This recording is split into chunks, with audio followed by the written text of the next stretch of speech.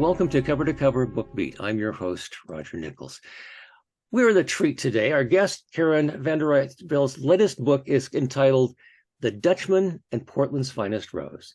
The Dutchman in the title is Norm Van Brocklin, a California kid who became a football star at the University of Oregon in the late 1940s, went on to NFL fame as both player and coach. And Portland's Finest Rose is Gloria Shiwi, a talented science student and an actual instructor at the University of Oregon where they met. The book tells a story more as a novel than as a joint biography, and it is a tale that will draw you in and enrich your life. We're very pleased to welcome Karen, or as her dad used to call her, Kirby. Thank you.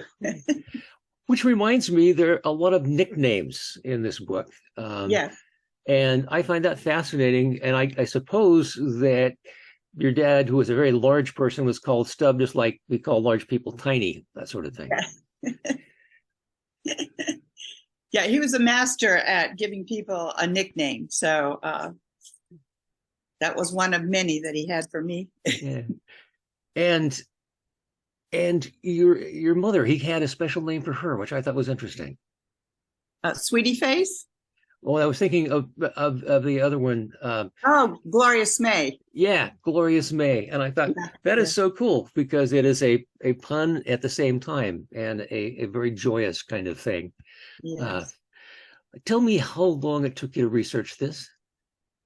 Well, it took quite some time, actually. I rediscovered these love letters, and then it took me a while to kind of figure out what I wanted to do about it, but they spoke to me. And I started sort of in fits and starts and made connections, and connections led to other connections. But in truth, from start to finish, it took me about 6 years of researching and interviewing people. I met a very key person along the way, and I don't know if you know him or of him, but Herb Yamanaka. He's been with the University of Oregon since the 50s, I believe. And he's still on staff in the athletic department. Mm-hmm. And he provided a wealth of introductions for me to people. And I was actually able to meet Bob Sanders, who passed away. I guess it's been 2 years ago now, but Bob Sanders was a fullback on the Duck team back in the late 40s. And I was actually able to meet with him, interview him. He shared some wonderful stories, and I've incorporated some of those into the book. It's very nice. I also note that you've got Phil Knight doing a blurb for it, which is awesome. Yeah, that was really quite a pleasant surprise. I was able to meet him at a football game. Mm-hmm. And his book, Shoe Dog, had just recently come out, and Herb introduced us, and I told him how much I enjoyed reading the book, and he said, "Your dad was always one of my heroes." So when I got done writing the manuscript, I reminded him that he had said that to me, and he was kind enough to read the manuscript and write a little blurb. So that was very kind of him. Well, I have to say, I'm going to bounce around because there's so many interesting things going on here. One is the ability for you to create entire scenes with dialogue that feels real and natural of stuff that happened before you were born.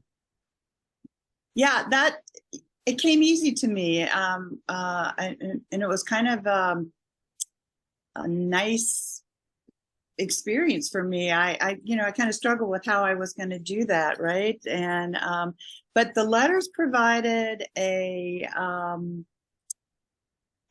framework, and actual, I could pull actual dialogue out of the letters or snippets and whatever. Mm-hmm. And then I would go back to researching and looking up and news clips and magazine clips, and I was able to kind of build a story around it. And the experience for me, though I have no experience screenwriting, that's what it felt like to me. And the dialogue, I think the dialogue, as well as the descriptive passages, sort of complement each other, I think.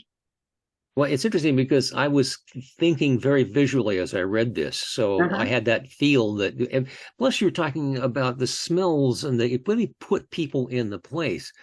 And as an old DJ, I was delighted to hear your rundown of that first dance together with the songs that put me, Peggy Lee and the Zippity Yeah. Doo Dah song and Dinah Shore and all of very much a time thing that really kind of locks you into that period. So I give you lots of kudos for that one. That was fun. Well, appreciate it. Thank Yeah, you. yeah.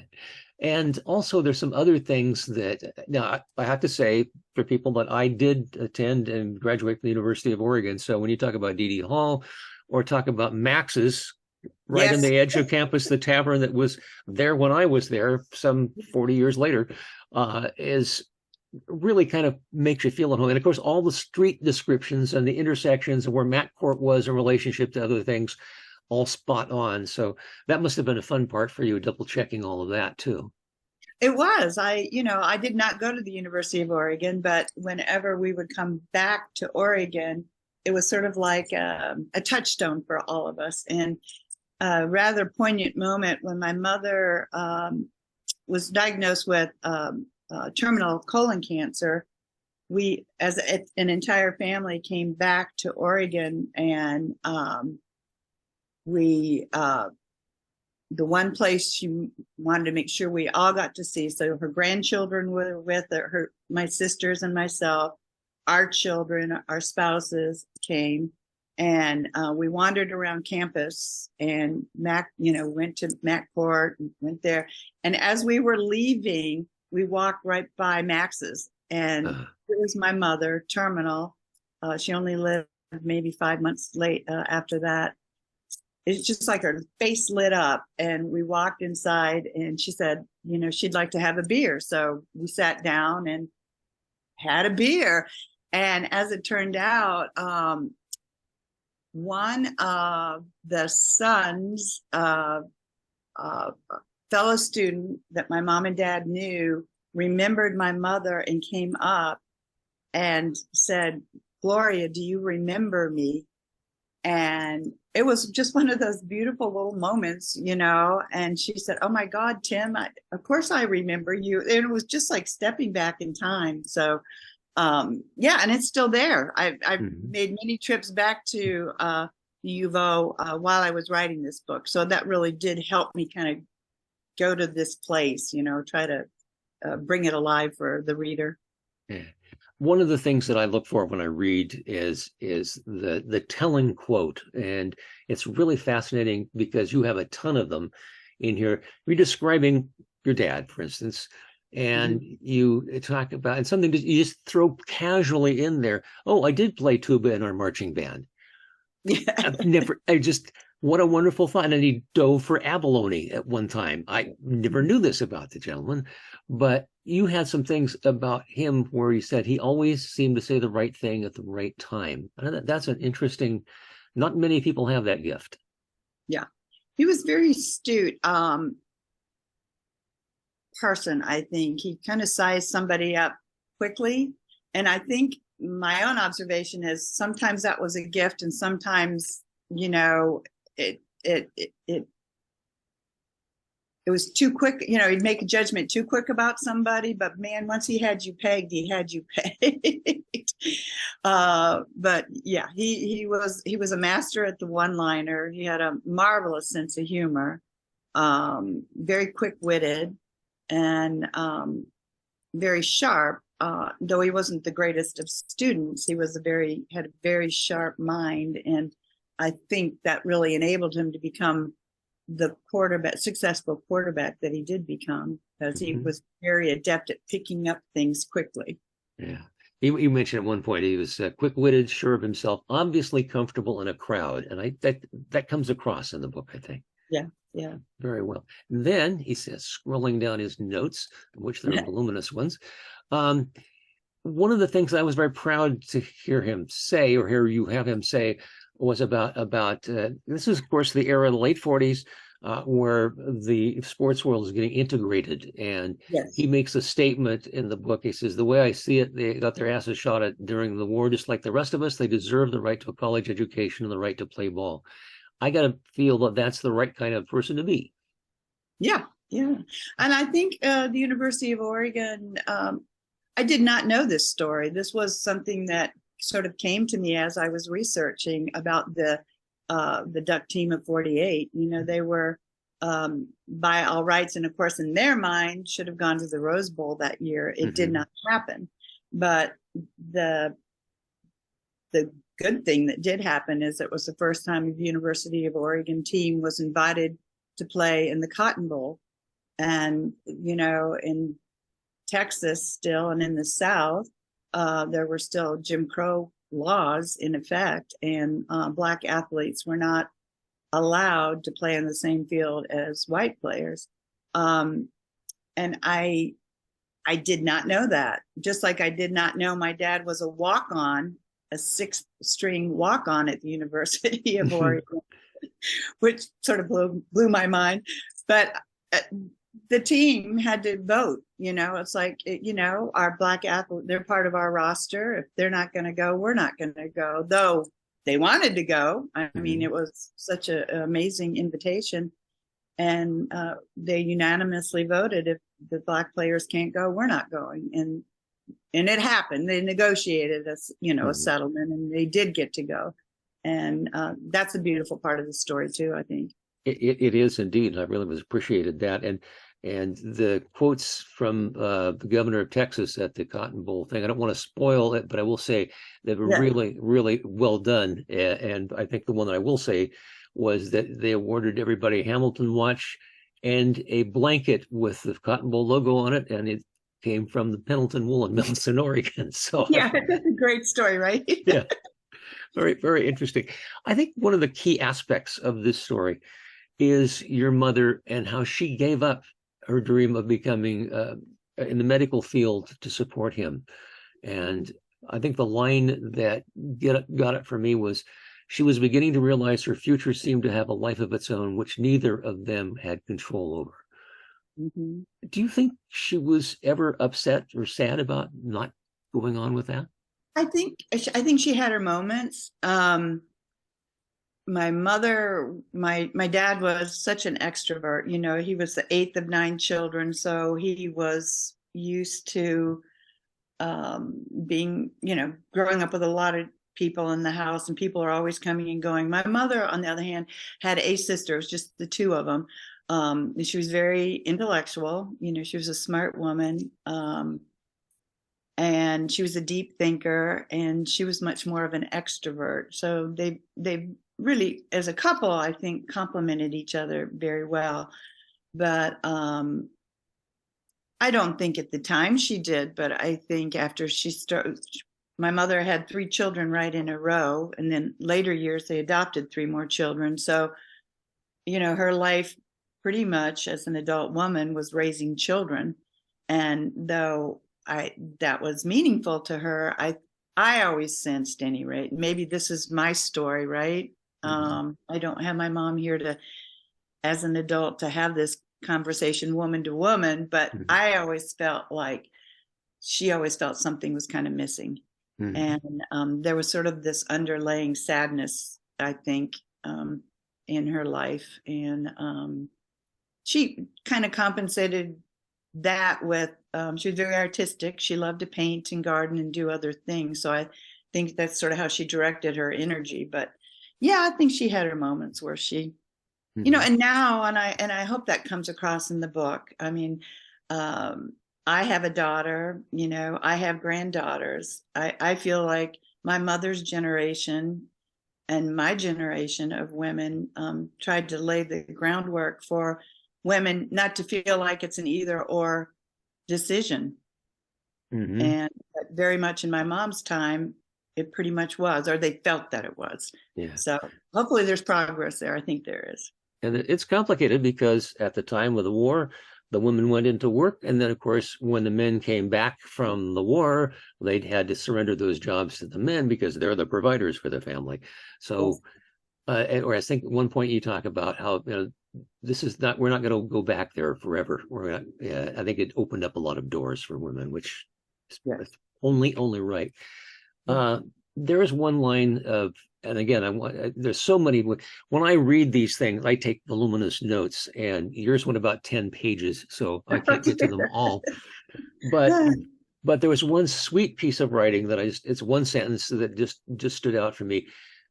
It's their wedding day, and he's up at the altar, and he turns and says, as the small gathering stood to attention, from out of their shadows, his future emerged as he watched her walk down the aisle. That is so beautifully written. I just want to give you a huge plus for that. Well, thank you. I appreciate that. Yeah. The other thing that occurs to me is that, this is pretty frank book. Some of the language is a little harsh, but you actually at some point are writing about your parents discussing contraception before marriage, and I'm thinking, was that awkward for you to be talking about such things? Actually, it was. And I imagine if my children come across some stuff that I've written through the years, they would feel the same way. I don't know. But yes, it was. But then I thought, oh my gosh, my parents I can remember when I was dating my future husband, and it was like, you can't have sex before marriage. I mean, my mother told me that, right? Mm-hmm. And then I discovered these letters. I was thinking, Mom, you were, how could the double standard there, Sure. But it was like, oh, okay, your parents tell you this is the way it's supposed to be, and that's the way it's supposed to be, kind of a thing. It's like, oh, so it was kind of a nice little discovery. Yeah. Again, this is so much a wonderful book, and I will say that it's not nearly as much about football as people might expect. Football is always there, an off-screen character, if you will, but it's much more a love story. And I will say that they don't get married till page 300 something, but it's so absorbing that you get the ups and the downs and the backs and the forth and all of the things that I just can't imagine how engaging this was for you to put together. Well, it was, and I kept struggling with finding a way, and my editor with me, Wayne Smith, to condense it a little bit, but we just couldn't find a way to do it. It's a longer book than I intended it to be, but it had to kind of build to that point, I think, and I appreciate you saying that, because it truly was a lovely journey for me to go on, and I knew snippets of this story, but as I said, the letters are really what provided the framework to kind of put flesh on this story. And to your point, football is kind of the framework of the book, but it is truly a love story at heart. Yeah. And when you do, toward the end, actually describe play-by-plays of some of the key games, you must have had to go back through all the records and look up what happened, who gained so many yards on this play and that sort of thing. Totally. Yeah. And that's where the Eugene register guard was so fabulous, because you can access all that online now, and I literally give you the play-by-play, and just the language of the play-by-play was hysterical as well. So I tried to incorporate that to give it some authenticity as well. And to that point, do you know, does the name Bob Berry, do you recall the quarterback at the University of Oregon? Bob Berry, and he went on to play for the Vikings and the Falcons, of whom my father coached both teams while he played. But I reached out to Bob Berry and asked him if he'd be willing to read the manuscript, and I just dog-eared the football scenes. I said, I don't expect you to read the whole book, but if you will give me some feedback as to the football scenes, and, do they come across as authentic, And he was so sweet. He called me back. I hadn't seen him since I was a teenager. He called me back and he said, I read the whole thing. He said, he said, your dad and I didn't always get along. He said, I'm just going to be honest. He said, but I love the whole book. I learned so much about Coach Van Brocklin, and I enjoy that. And he said, and don't change a thing on the football scene. So that made me feel pretty good. Yeah, yeah. Well, you're venturing into sports writer territory. That's a whole different world for those of us that are in Yeah. the business. Um, there's a lot of little details to like about the book, the physical book itself. One of the things I love is the fact that you use a single rose on its side to indicate scene changes, and that references back the title and refers to your mom. I thought that was a really nice, subtle touch there. Thank you. Yeah. Yeah. And the family photos, appreciate those a great deal. Those are really nice. And such things as a nostalgic, for me, you talk about one person mentioning something being right as rain. This is something my grandparents used to say. Uh, Yeah. right as rain, good as gold. That those are things that people don't say anymore. Again, Right. something that places you in the time. There are some losses in this book. Was it hard for you to go over those again? Yes, and I have to admit, cathartic tears. I was only 33 when my dad passed away and 37 when mother passed away. And so those were, those are huge benchmarks in any of our lives.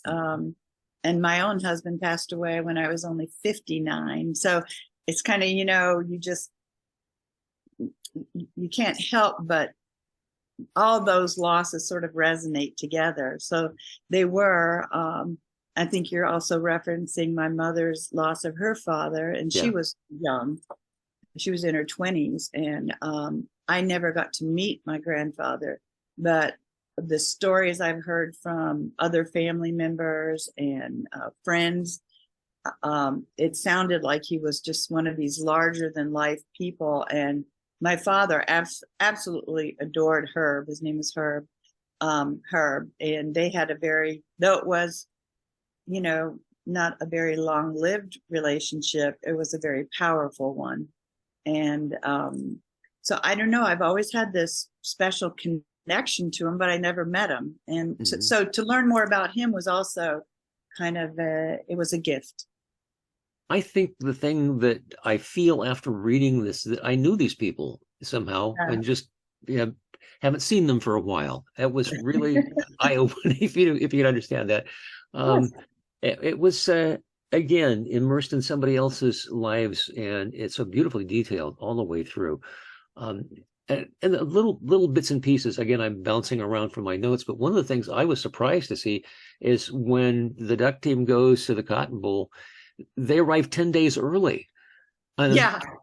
I thought, really? Okay. And they're partying and celebrations and whatnot. And I thought, well, these days they hop on a jet the day before or the day of and head out. So interesting. Yeah. Different And times. it was different times. Let's see what else I was going to say. Again, I'm bouncing about through my notes here, scrolling down. Couple of nice conclusions are in toward the end of it, and that one I thought was really good summation was their time on this earth was too short, but within it they managed to condense a lot of living, and they certainly did. They did. What do you want the readers to come away with after they put the book down? Oh, I don't know. I hope they will find it a good read. And though it's nonfiction, I think it reads like a novel. And I don't know if that was my intention, but it was sort of a nice result, I think. And I guess I think a couple of things. I think love stories are kind of universal. I think even though we live in such different times, I think we can all relate to a loving relationship and what that means, and commitment and what that means. And I also think, though a lot of time has gone by, I think there are some universal themes in life. And I think love is one of them, commitment, believing something larger than yourself, however you see that in your universe.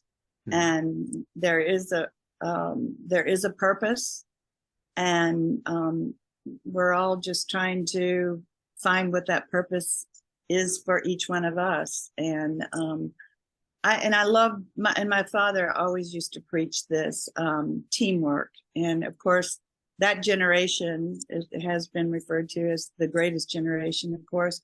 But just think of what they had to sacrifice and what they did, and we all benefit from that. And I also, one of the fringe benefits of doing the research was to realize how instrumental my father was in the formation of the NFL Players Union. And that's kind of a timely thing that's going on right now, even with the PGA, right? Just and to realize that my dad was involved with that sort of formative process of and what it's morphed into today. And it was for the benefit of the players, and teamwork is important. And to think that we're striving together for a better life, world, country, whatever, however far out you want to take it, is important. And I do think you have to recognize and have some respect for others that go before us. And I guess that's what I had hoped to pass on to my children and my grandchildren, and maybe other people will identify with that as well. Fantastic. Really, really well done. We also should mention you have a website. Yes. And that is? Oh, www.KarenJVanderyt.com. And you can read sample chapters on that website. And I also have a few blogs. So some of those are kind of interesting, I think. And some are in reference to the book. I have also written 2 other books. They're memoir. And basically when my husband passed away, I just felt like I had to write myself through grief. And that's what led to the first 2 books I wrote. And you can read a sample chapter of those as well. Okay, and we should tell people that Vanderyt is spelled Vanderyt, so they don't try to type on something else. Also, what's next for you? Is there another book out there? I have a couple of ideas. I haven't really committed because, as you probably know, the writing process is, you have to really, I have found, at any rate, I have to really budget my time, and it sort of becomes sacred, right? So I just haven't been willing to dedicate myself to sitting down and getting it back in that discipline. But I do have some thoughts, and it's not by surprise. A love story is involved, so I'm just not quite ready to sit down and do it yet. Well, watch this space for what may appear in the future. We really appreciate that. Hey, thank you. Is there anything I wouldn't touched on you want to make sure we mention before we close out today? I think we covered a lot of territory. I hope people will find it a good read. If you're a football fan, you'll like it. But I think if you like a good old love story, you'll also like it. And I don't know, there's a timeless quality to this story, and I hope people will appreciate that. Absolutely. Our guest this morning has been Karen Kirby Vanderyt. The Dutchman and Portland's Finest Roses, the book, highest possible recommendation. Thank you so much for joining us today. It's been a delight. Thank you so much.